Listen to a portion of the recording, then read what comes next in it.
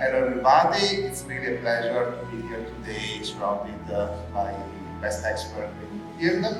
This is a study that MCAST is doing in collaboration with the Southeast Technological University in Ireland. We are collaborating with Dr. Mark Wiley, author of this paper, and with Jesus from the University of Padua, where I'm collaborating with Dr. Olivieri.